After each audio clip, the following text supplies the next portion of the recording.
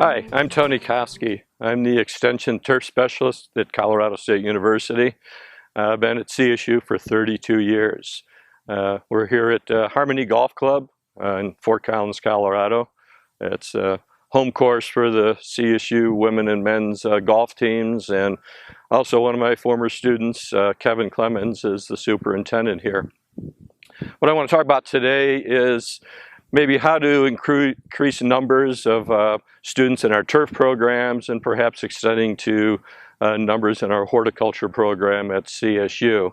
Some of the strategies that we're using.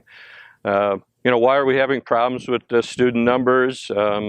It's kind of like the distance debate in golf. Is it the ball? Is it the equipment? Is it the agronomics? The answers are yes to all of those.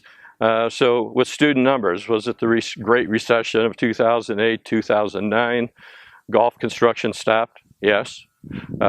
Is it that maybe the pay is not so good for an assistant superintendent? There's a lot of hours. Maybe your quality of life has to suffer? Yes.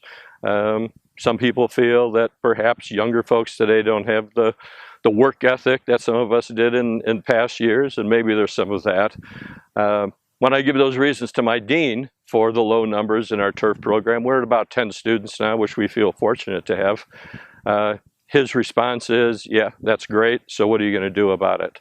So what I want to talk about are some of the strategies we're using to try to increase those numbers. One of them is to offer more turf content, if you will, online. And eventually our goal is to have an entire turf degree available online, a bachelor's degree. Al Turgeon at Penn State, he was very forward-thinking when he started the World Campus idea at Penn State University. I think maybe a few people wondered what he was up to, but now if you're not offering stuff online, you're behind the times. So I'm developing 4 new courses in addition to my basic turf class that will be offered online, as well as face-to-face on campus, but offering that opportunity for people to continue to work but still take classes and work towards that degree. We're hoping that's going to be one way of increasing numbers in our turf program. A second one is actively recruiting. For years, we really didn't have to recruit students in our turf program. They just kind of came to the turf program, and that was because we have a great network of alumni out there that would encourage those high school students working on their course during the summer to consider turf management and golf course management as a career option. And so we always kind of had a steady stream of those interested students, but that seems to have dried up a little. We don't have as many students perhaps working those summer jobs, and so those numbers are declining. I think we still have very supportive alumni out there, and continuing to foster those relationships is important. But we have to look at other ways of trying to interest students in a career in turfgrass management. So in our department, we've actually hired a faculty whose part-time job is to recruit students, go and visit with high school counselors, visit with maybe coaches of baseball and golf to talk to their students about the possibility that once that dream of pursuing a professional career in golf or baseball is no longer realistic, that they could still be connected with those sports by working in the more agronomic aspects of those programs. A few other things we're trying may take some time to play out and see if they're going to be effective, but one is getting into schools where kids are a little bit younger and seeing if we can get them interested in the green industry and turf management as a possible career. One program that a lot of people know about and participate in is the First Green program. Another one that we're doing here in Colorado is these half-day kind of workshops for students at high school level. They come with their teachers, and we expose them to the golf course industry. We'll have a superintendent talk about what it's like to be a superintendent. we'll have arborists doing some tree climbing, and we put them up in the cherry picker, just to get them excited about possibility of the green industry as a career.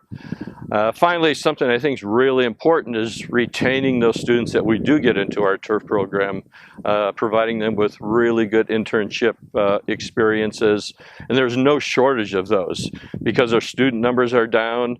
There are probably 10 or 20 internship opportunities for every student that we have in our turf program. And so sometimes, you hear complaints from superintendents, why can't you get me an intern anymore? And it's like, well, when you only have 10 students, it's kind of hard to distribute them around. But just for example, I've got one student who's done an internship at the Broadmoor, and then at Medina, and then this year at Cherry Hills. So that's a pretty full resume for someone that's so young. But there are those very hardworking, motivated students out there that are looking to do those internships, that they're teachable, they're willing to listen, they're not the know-it-alls. And I think finding those students, especially really good internship opportunities, will pay dividends in the future. They'll become superintendents, and again, superintendents are going to be our best recruiting tools. So I think it's important to encourage those students that do show potential, do show an interest in the career. I know it's sometimes easy to complain about the hours and maybe the lack of family time that you have during the growing season. But for example, I was out here filming with Kevin Clemens, and he had his kids out here while we were doing that filming, and he wanted to quiet him down, and I said, no, I think this is important to show that you can still do your job.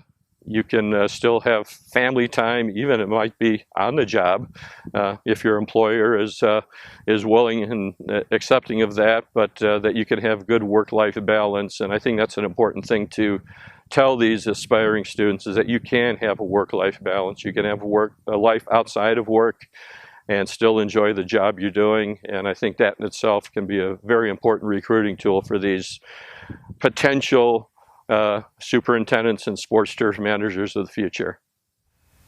Well, I appreciate the opportunity to share with all of you some of the strategies we're using at Colorado State University to increase our student numbers in turf and in our horticulture department. I would encourage any of you who have been watching that may have other ideas that we could use at Colorado State, or those of you who are superintendents, strategies that we could use to recruit those aspiring superintendents, to share those with me. It's easy enough to find my email address online. I'd love to hear from you. Again, I really appreciate you watching and listening. Thank you.